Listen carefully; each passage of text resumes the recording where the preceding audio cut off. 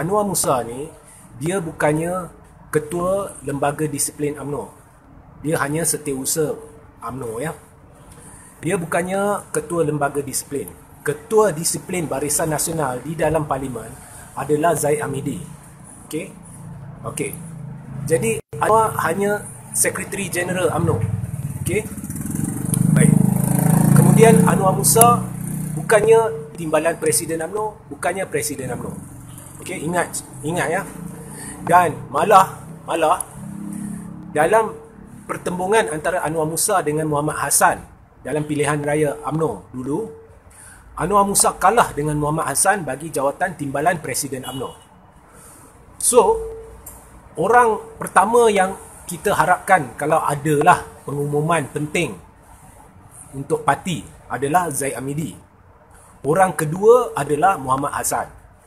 Now, dalam banyak babak, Zaid Hamidi senyap, Muhammad Hassan senyap, tapi Anwar Musa pandai-pandai keluarkan kenyataan. Pandai-pandai. Okey? Ya.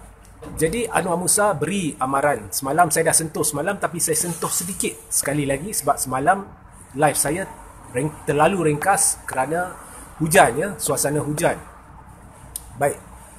Dia keluarkan amaran lah, lebih kurang amaran berbentuk ugutan bahawa tindakan akan diambil. Secara halus dia keluarkan ugutan sebenarnya. Bahawa tindakan akan diambil sekiranya ahli-ahli parlimen buat ketetapan sendiri dari segi sokongan bajet. Now, semalam saya ketengahkan beberapa hujah mengapa Anwar ni dah melangkaui batas dia. Pertama, tidak pernah ada mana-mana kenyataan yang dikeluarkan oleh Presiden UMNO ataupun kepimpinan UMNO menyatakan dengan jelas bahawa satu ketetapan telah dibuat oleh parti bahawasanya semua ahli parlimen perlu sokong belanjawan. Tidak pernah dikeluarkan. Yang ada, Zaid Hamidi pernah sentuh bahawa ahli-ahli parlimen Barisan Nasional sudah bersetuju untuk menyokong belanjawan. Okey, itu berdasarkan apa yang dia terima daripada ahli parlimen kononnya lah.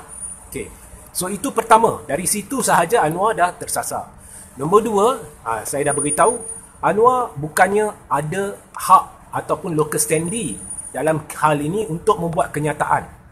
Okey, kenyataan sebegitu seharusnya dikeluarkan oleh sama ada ketua whip ya, atau ketua lembaga disiplin ataupun ketua parti.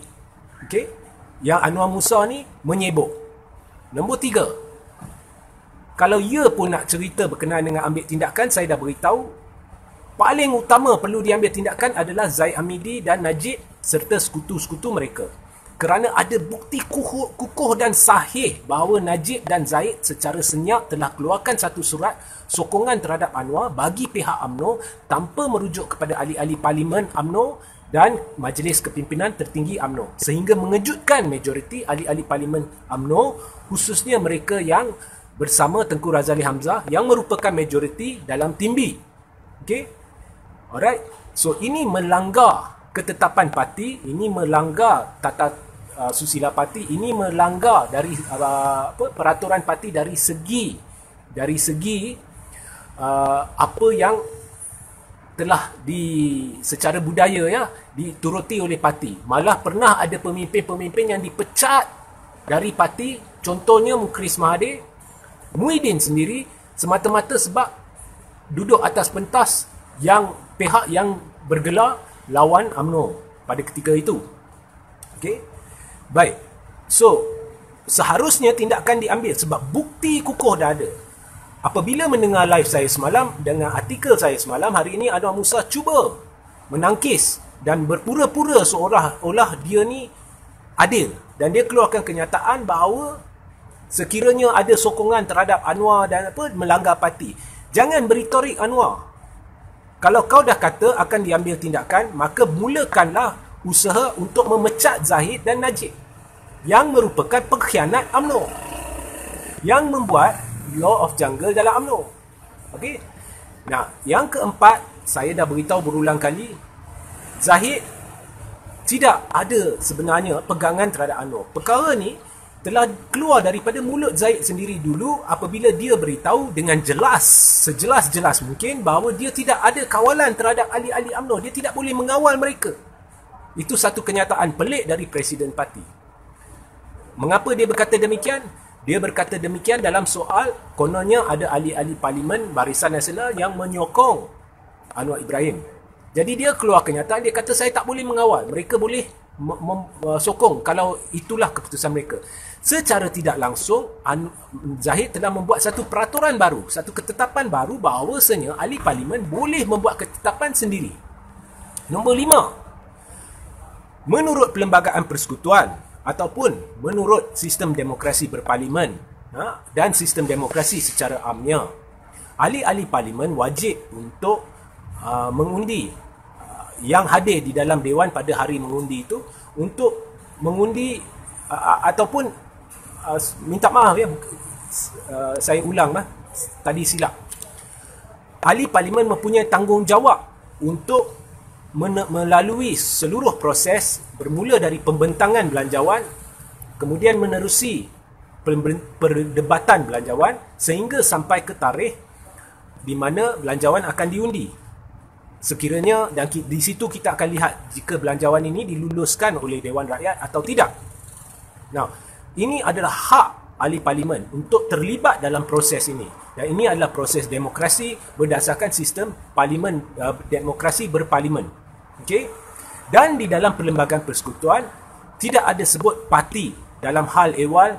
Banyak hal sebenarnya dalam hal pelantikan Perdana Menteri, pelantikan Jemaah Menteri dan juga dalam hal-hal bersangkut paut dengan pembentangan perdebatan rang undang-undang, khususnya belanjawan.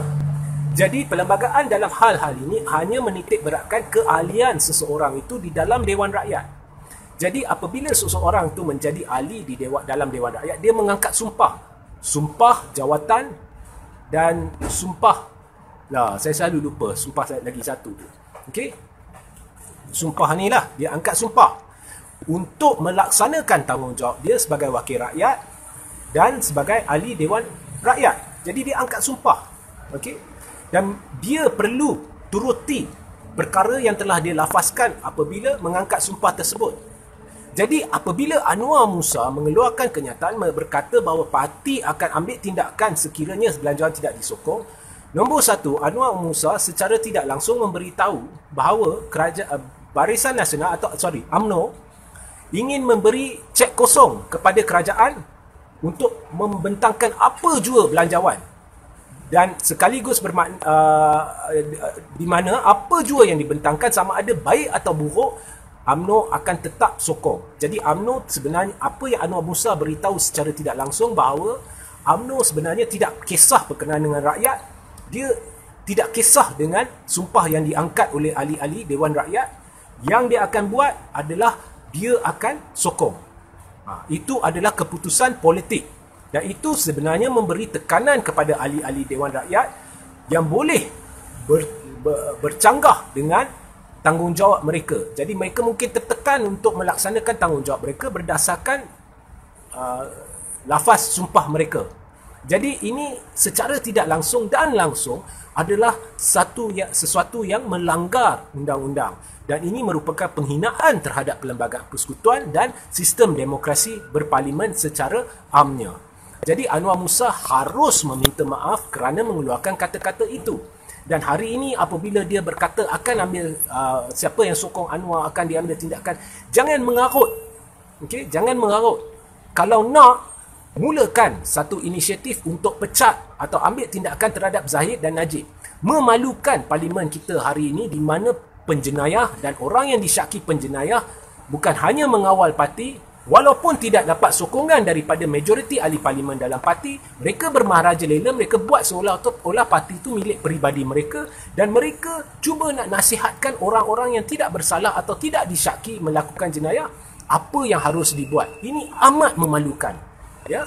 Dan jangan lupa, apabila Zahid beritahu semua ahli parlimen sokong Barisan Nasional akan sokong belanjawan, kita tak boleh percaya Zahid atas dua faktor. Faktor pertama, Zahid tidak lagi mewakili aspirasi majoriti ahli parlimen.